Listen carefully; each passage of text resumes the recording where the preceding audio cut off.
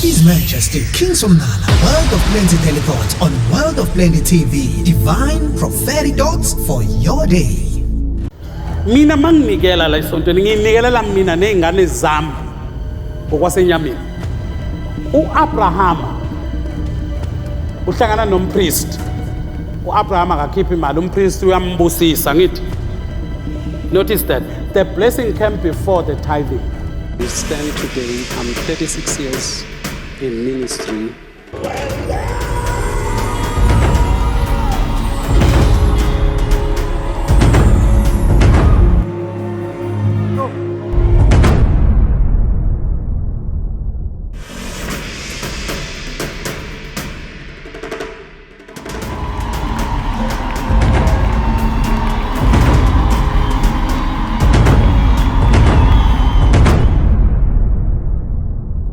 Live truthfully.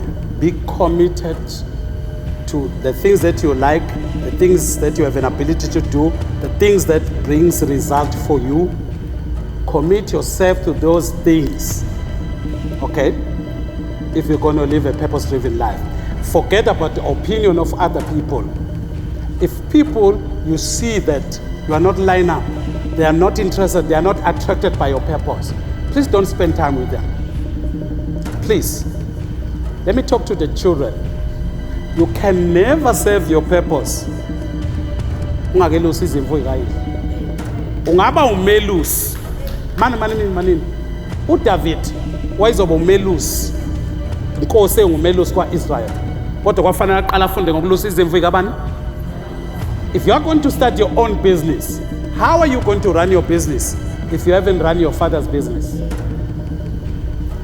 If you are going to have a security company, how are you going to run your security company? Ngephepha. Mina ngiyile esikoleni angeke ngibhide ndawo. I've been a security in this church. I'm a singer in this church.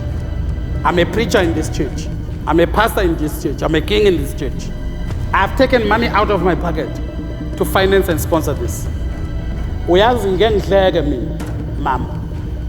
Khona abantu uyothatha umuzi ka 20 million angaze ukhokhe esontweni bomnala ama-million amaphelelela esontweni. That's why I will never be ashamed if I can keep this house standing. And wena ube selfish unethi ungathola imali nje wena ucabanga ngokuzinto kade nibeza abafazi bami bekhuluma la. Kunabantu abanede bathola imali bacabanga abafazi babo, bacabanga ingane zabo, bacabanga ukuba nomuzi ongcono nemoto engcono. Hey, yabuka nje uyokhala kungasekho umuntu ozokusiza. Omama bathena bake bethi sebekhokha izinto, imali ikhona njengoba ngihlala ngisho nakunini. Ngibonda abe ngithi wo ake nimeke bebe sathe kufa imoto ngithi bakeni ngelimeshi. I remember khona isikhathi la kwakethethwa abanye bathethise bethi hey mama bayikhipha imali imoto ifile. Ngihleke ngithi akazi lokuthi uma akho umfazi onemali wanalo nami futhi anginayo imali mina ukuthi nje nginike wamagunyu kwicontrol.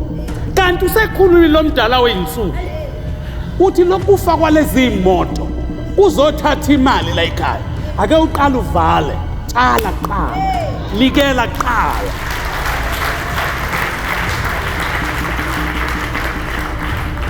Uyabona imoto zami mase ngibona sekuloku kufale ngivele ngithi wo ipakeni bese bezwa ngithi ukhipha imali. Recently I had serious challenges financially.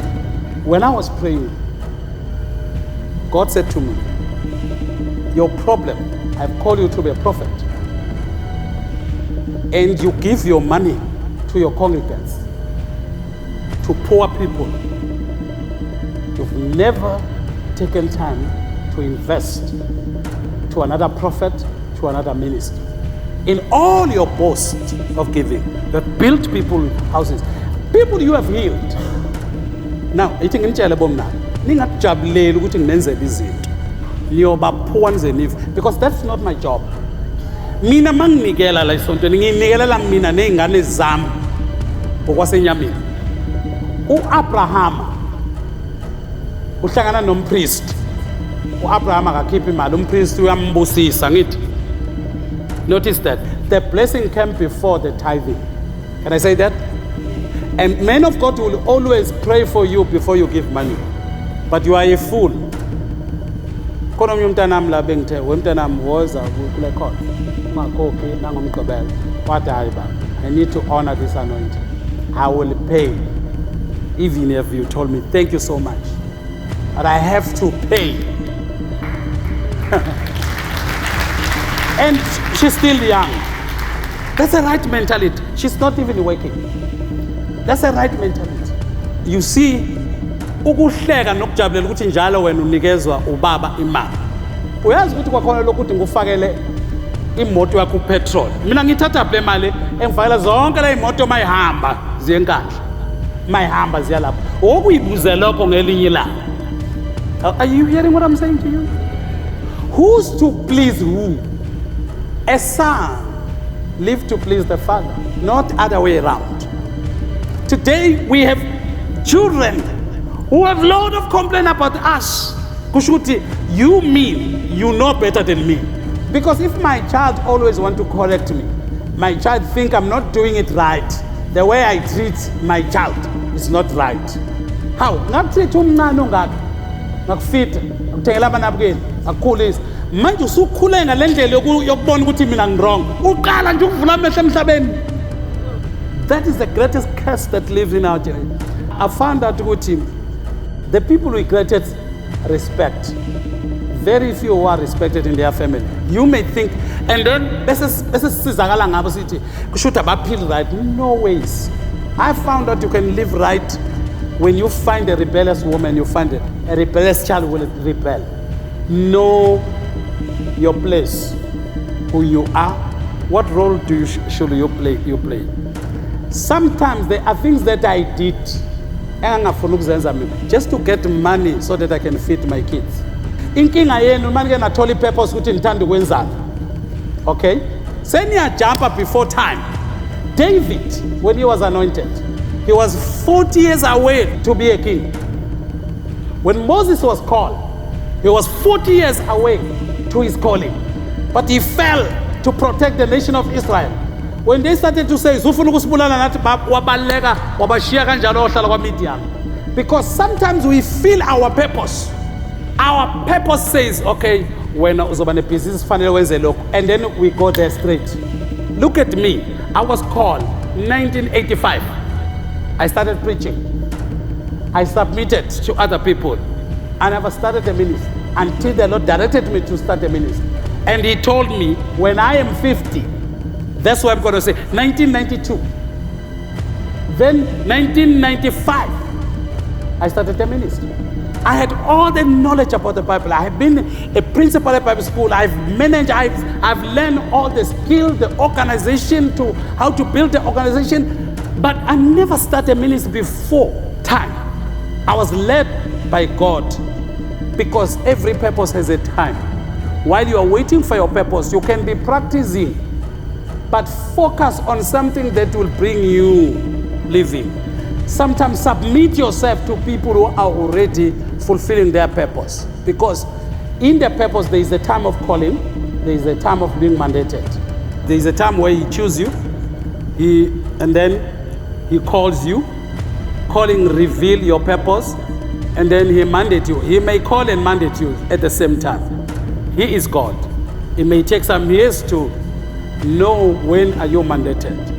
There is a time where you are released to your calling, like Abba Apostle. For 3 years, they work with Christ, training them, preparing them for their mandate. He will send them out to do the same thing they were going to do. Sometimes they kick out demons, sometimes they go, he sent them out. He said, I'm a demon. Why? The other time he finds a demon al pum, but demon. He's training them. That's why now you are being trained. Are you hearing me? What am I saying? Learn to be patient. You can't operate on your purpose if timing is everything. Everything to operate in your purpose. What time you're supposed to operate in your purpose? We'll see you tomorrow. Thank you so much for listening, for coming here. We stand today, I'm 36 years in ministry.